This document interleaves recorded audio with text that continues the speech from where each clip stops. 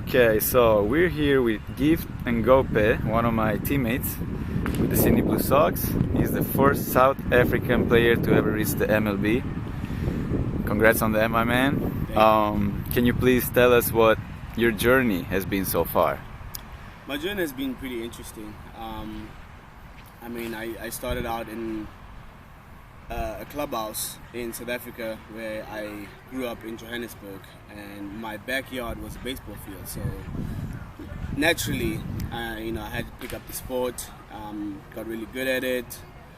Got a chance to go to the MLB Academy in Italy. Went there in 2007. Got re-invited in 2008, and then the Pittsburgh Pirates saw me and they're like, "Yeah, we want you," And I was like, "Sure," I signed the contract in September 2008. Played my first season in 2009, which is a little bit of an adjustment, because in South Africa we only play one game a week. We practice twice a week. In America, we practice every day and play a game every day. So that was a bit of an adjustment for me. It's been training only. We haven't even started regular games. So first year was 60 games. I don't even think I played 60 games, in South Africa in one, maybe in 5 years or 6 years I played 60 games in South Africa. So it was a bit of adjustment for me at that time.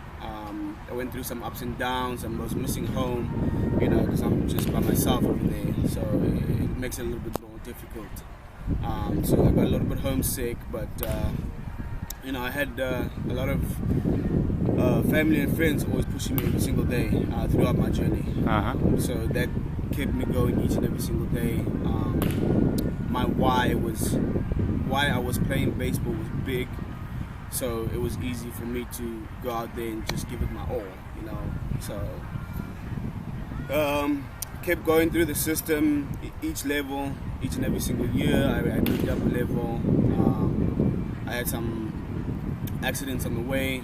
My mother passed away in 2013. She passed away. I got to be with her at the hospital in 2013 before she passed. So I was fortunate in that way. But it's just, my mother was my rock. She was everything to me. So when I lost her, because she was my why that I was playing for when I got over there overseas, because my mother didn't have a whole lot, but she gave me everything she could for me to have what I have today, and be the man that I am today. So I carried on pushing. My friends and my family still carried on giving me that encouragement and that support that I needed in order to continue playing and trying to reach my goal to reach the major league. So I continued going. I had some injuries along the way, which 2011 I had a hook of a handmade, and I had an oblique injury that kind of kept me away. So I had all kinds of events and adversities that I went through in my life. Pushed through. 9 years later, I made my major league debut for the Pittsburgh Pirates. Wow, man, what a story. I mean, you just said so much, and we can just tell that it's definitely not easy to actually get up to the bigs. Maybe people sometimes they don't realize that. I've been through the minors, and I keep saying that, like, any player that makes it, to me, like, I tip my hat, because it's such a hard thing to do, and especially for you, coming from a country that nobody maybe even knows that baseball is there, and being able to do it again, that's huge. Were you always pretty confident in yourself? Like, were you good at keeping your confidence up even through, all those up and downs that you had? Through the ups and downs, you kind of lose yourself. You lose your confidence, and if you lose your confidence, you don't have that persona. You got to have that little bit of swag and stuff like that. And if you don't have that, you kind of just like okay, what am I doing, kind of thing. I've always been a very confident guy, especially on the field. I have to be confident. If I'm confident, then I'm going to do good. If I'm not confident, then I know things are not going good. Baseball is 90% mental. So mentally you have to be strong in order to play this game or in life.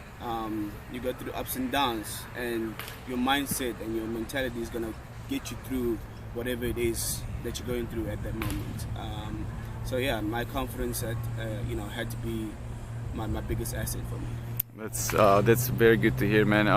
I'm really curious about what your big league debut. How was it? If you got a hit, against who you got the hit, I actually already know. But mostly, I mean, what were the emotion like going through? Just through your body, your mind, everything. Like you made it, man. Like, I mean, like I get chills for you. Like, what was it? So, 2 days before, my friend from Lithuania, Davidas Neverauskas, I get a call from the manager. He's at the suit place trying to fix his suit, and the manager's like, "Hey, where's your buddy at?" And I'm like, "No, he's doing his suit. Hey, call him. I need him to go to the big leagues." And I'm like, "Damn, okay." So Davidas went to the big leagues, and then 2 days later, we're in Pawtucket, the AAA affiliate for the Red Sox. Yeah.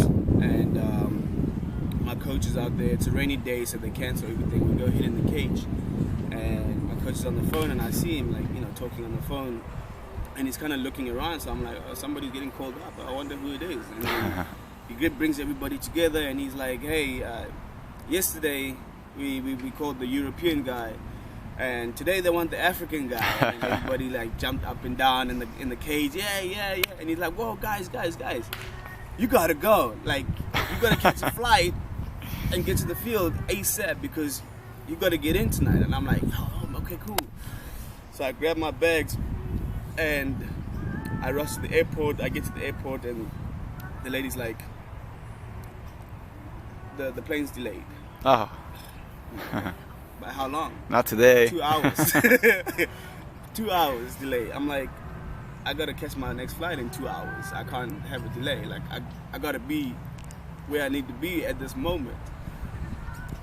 Unfortunately, that day I didn't go to the big league, so I get back. And man. Like, we gotta reassess everything, and they will tell me if they want you back in the big leagues or not. So my heart's pounding. One of my teammates is like, "Yeah, that's happened to one of my friends, and they didn't call him up again." Now I'm like stressing in my head. I just called people from South Africa, letting them know that, hey, I'm going to the big leagues. Jeez. So I made like 10, 15 phone calls, letting people know that I'm going to the big leagues, and now I'm like, I may not even get to the big leagues. So So I watched the Pirates game that night, waiting for a phone call from my coach to tell me like what's happening. So after the game, an hour went by, and I'm like, okay, well, an hour after the game went by, like, what am I supposed to do? Like, and then he called me and he's like, "Gift, I want you to do something for me first." I was like, "Okay." Like, take a deep breath, in and out, and hold it for a few seconds, and breathe out. Not just give it to me, just say it. I'm a man, like it's gonna hurt my feelings, but I'd rather just give it to me. You go to the big leagues, yeah, okay, right, pumped. I didn't sleep all that night. I got a flight at 6, 7 o'clock in the morning. I'm up at 4 o'clock, still calling my friends in South Africa. I'm like, "We're in the big leagues, yeah, woo!" I catch my flight, get there, go to the hotel. I get my stuff ready. I go down to the field, and I get there, like, boom, media, just cameras, interviews. And the moment I get there, and I'm just like, damn, and the camera lights are a little bit brighter in the big leagues. I'm just like, I'm blinded, But yeah, it was pretty cool. My teammates that I've gone through the system with, whether I played with them or I knew them from when I started. Some of them were in the big leagues, like Andrew McCutcheon was there, Josh Harrison, Jody Mercer, like those guys I grew up, or I grew in the system with them. Right. Josh Bauer was actually my teammate for a long time, so being there with them, it kind of made it feel a little bit more comfortable. Right. Like I was actually playing with my friends. It wasn't like I had to get get to know my teammates first. So they all came and said congratulations, and then you ended up playing that game, like the very first game that you got there. I went to the field to catch ground balls. I've caught a million ground balls, but that day my heart was just, my eyes are blurry, and I'm like, this is like a gift, like breathe, you're fine, you made it, like this is, you made it, you're on the field, you're big league field on a big league day, like you made it, like Enjoy it. So I'm like, okay, cool. The game starts, I'm on the bench, I'm sitting there, I'm talking to David Freeze about, the National League rules and when to get ready, how to do this, and my coach, Tom Prince, he's like, get ready. Where's my glove? Like, I don't know where my glove's over there. Okay, where am I going? Tie my shoes a little bit tighter, he's like, you're going to second base, and I'm grab my glove and I'm running out there, and I get out there, they make a pitching change. My friend, my teammate Savelli comes up, Francisco Savelli, who's Italian. Right. So he puts his hand on my chest, and he hears my heartbeat. He's like, this is what we live for right here. And then Jay Hay comes up, he feels my chest, and he's just like laughing. He's like, hey bro, just enjoy it. And I didn't make a play that inning. Went up in the box. Right away, I'm the leadoff guy. Nice. In the inning. And I'm just like, okay. Who's pitching? John Lester. He's only got like 2-3 World Series. Yeah, he's alright. Maybe potential Hall of Fame pitcher. So I'm just like, you're facing John Lester. Like, this is it. So I get up there and I'm like, all right, cool. First pitch comes, ball. You scared? We're hitting the count. No, my nerves calm down at that point. Like I'm telling myself, breathe, just breathe. I'm breathing heavy. I'm exaggerating over it. So I'm just like, yeah, ball 2. I'm like, all right, okay, cool. Hey, would it be fun to hit a home run right now? Nah. Let's not do that. Let's just get a single. Not try to do too much. Let's be humble. 2-0 pitch comes. Foul ball. I'm like, you missed your one ball that you could hit. Like, what are you doing? You should have got the bad head out. And I'm like, okay, cool, no, we're good. Take another pitch. 3-1 count. I'm like, yes. This is it.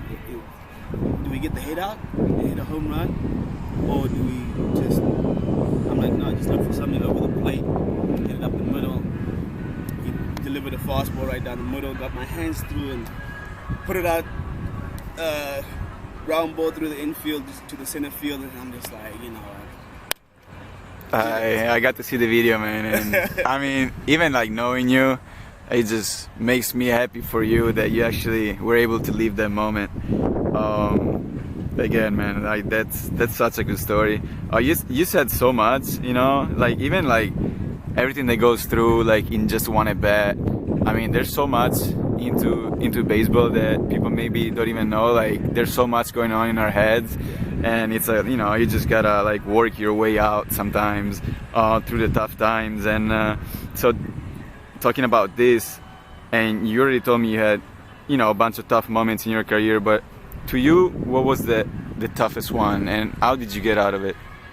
The tougher one was my mom passing away. Right.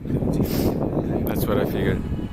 It was tough. I mean, like I said, she was my rock. She was my everything. Like I loved her with every ounce of my heart.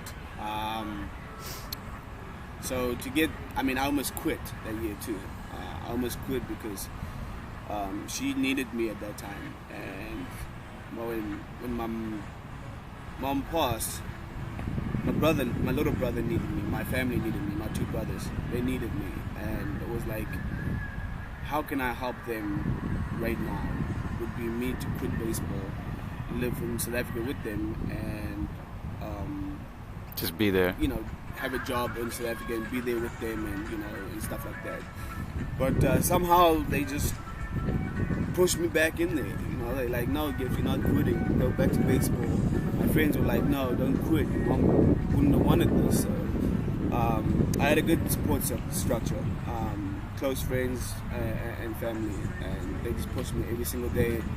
You know, they know how tough it is going out there and, you know, trying to do what I can. You know, and I can't call my mom, I can't message her, so, but they got me through. That's great, man. And I think, I mean, even to be able to reach a certain level, it's huge also the support that you can get from outside, like from outside of just yourself, because sometimes, you know, you need somebody that actually gives you that. You know, you can't do it alone. Yeah.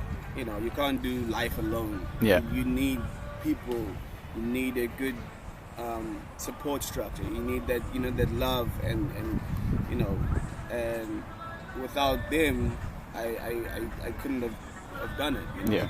Baseball's so hard, especially coming from, you know, South Africa or coming from Europe or something. Like you're leaving your whole family behind to go chase a dream, and you're defying odds. Firstly, to get picked up in South Africa, in Africa, or in Europe, to get picked up and get signed to go play, you know, pro ball. You already beat the odds, because how many kids would want to be in your shoes right now? Exactly. From the same country, and then now you go throughout the system, and only a few people move up, and then they get to high A, and then only a few people get to double A, and then only a few people get to triple A, and like the percentage to make it to the big leagues is really ridiculous. Like it's a small percentage that makes it to the big league. So in order for you to get there and defy all those odds, you need that support structure. Yeah, man, it really is. I mean, it's so hard, and that's what I kind of wanna share with, you know, people that are watching this video. It's just the journey is not gonna be easy for anybody, and that's why we started Dominate. I mean, we just wanna like make people understand, players understand that the mental part of the game is so huge. You said it's 90% mental, and that's our tagline too. I mean, it's dominate 90% mental. So that's our mission, and I'm really glad that you've been saying all those things, and I'm completely agree with you. And again, your story is just beautiful. So I don't know if you have any like last word or quote, believe, or like story that you want to share with the young kids. What do you think they need in order to be successful? Obviously, tools. I mean, you have to be good at it, but like you think, like keep confidence up, be, you know, strong mentally. You think that's huge? Yeah, being mentally strong is huge to keep you going. And the one thing I say, you gotta have heart. You gotta have the passion for it. You gotta have the drive. You know, and you gotta put in the work. You put in what you get. You know, and it just takes one person to watch. It could be a random guy watching you doing your stuff on the field by yourself. You know, you never know who's watching. That's my takeaway. And you just need one person to believe in you and give you the opportunity in order to get you and chase that dream that you want to chase. So, you know, it doesn't matter who you are either, and where you come from or what you do. You know, you can make you can chase your dreams, and you just gotta believe in yourself. Because if you don't believe in yourself, nobody else is gonna believe in it. You know, so that goes back to the confidence and having the passion, and, you know, make sure your why is big enough. You know, make sure your why is big, so that, you know, no matter what's going on and things may take you off a little bit, you know, your why will take you back on that road, on that journey that you're on. Man, thank you so much, and it has been an honor to play with you. And Gift is probably gonna have a documentary coming out. I mean, your story is probably gonna be documented. Yes. I don't know if we can say that. I'm sorry, I didn't want to anticipate anything, but I just want to tell you guys to please watch it whenever that's gonna happen, if it's gonna happen. Because again, sometime this year. I don't know the name of it yet. We haven't, you know, finalized everything, but I know that, you know, we've done filming. The little bit of preview on YouTube is called Africa's Home Run. So yeah, go watch it. Let me know on Instagram what you think, and yeah. Thank you so much, my man. Thank you.